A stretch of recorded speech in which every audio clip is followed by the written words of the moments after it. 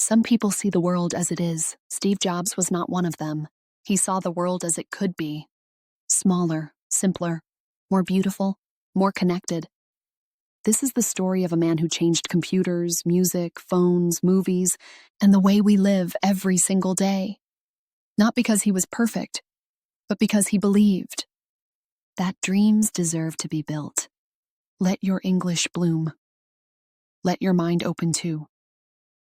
Steve was born in California, but he wasn't raised by his biological parents. He was adopted by Paul and Clara Jobs, a gentle, hard-working couple. Paul taught Steve how to build things with his hands. Wood, metal, circuits, anything. Steve loved it. He loved the magic of opening something and understanding how it worked. While other kids played outside, Steve sat on the garage floor turning screws, connecting wires, and asking questions nobody else asked. Why is it like this? What if we remove this? What if it could be simpler? He didn't want to follow instructions. He wanted to redesign them. At school, Steve was bored. He didn't sit still. He didn't follow rules. He didn't like memorizing things that didn't matter to him. Teachers said he was difficult. But one teacher saw something else: curiosity, creativity, a spark that didn't fit inside a box. One day she told him, "You're not a problem. You're a possibility." Steve never forgot that. He began searching for people who also thought differently. And that search led him to a quiet, brilliant boy named Steve Wozniak, or Woz. Woz loved engineering. Steve loved design. They were opposites, and yet perfect together. Two young dreamers with nothing but ideas and a garage. In 1976, Steve and Woz did something crazy. They started a company in Steve's parents' garage. The garage was small. Hot in the summer, cold in the winter, messy, crowded. But inside that garage, something world-changing began. They built the first Apple computer, a wooden box with wires and switches and a glowing screen. No one believed in them. No one thought two kids could change the future. But Steve did. He sold his car to fund the company. He convinced computer shops to buy their machines. He talked and talked and talked until the world finally listened.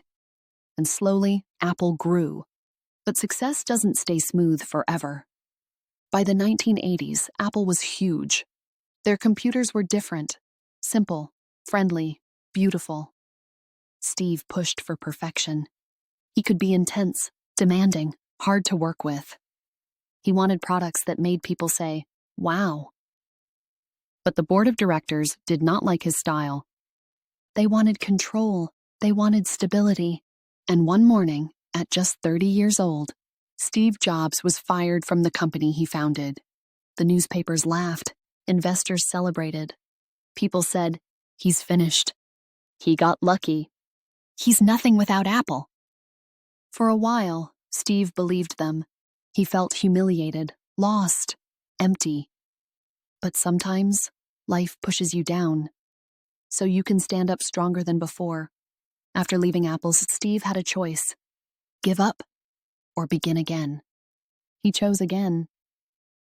He started a new computer company called NeXT. People said it would fail. It didn't. Then he bought a tiny animation studio called Pixar. A studio nobody cared about. People said he was wasting money. He wasn't. Years later, Pixar created Toy Story, the first full-length computer-animated film in history.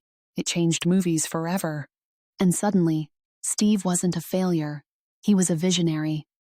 Then one day, Apple, struggling, almost dying, asked Steve to return. The company that fired him now needed him. And Steve said yes. Not out of ego, out of possibility. When Steve came back, he didn't try to fix everything. He simplified. He cut products. He cleaned the design. He made Apple feel human again. And then he created magic. The iMac, the iPod, the iPhone, the iPad. He didn't just make devices. He made feelings, experiences, tools that brought people closer. He believed technology alone is not enough. It must be connected to art, to heart, to humanity. His products were not just used, they were loved. Steve changed how we talk, how we create, how we remember, how we dream, because he refused to stop dreaming himself. Steve Jobs passed away in 2011, but his message is still alive in every pocket, every classroom, every home. If you ever feel lost, remember Steve was fired from his own company. If you ever feel ordinary, remember he started in a garage. If you ever feel discouraged, remember he built his greatest work after his greatest failure. I hope you got something from this story. Something simple, something powerful, something true. You don't need to be perfect to change your life. You only need the courage to think differently and the strength to begin again.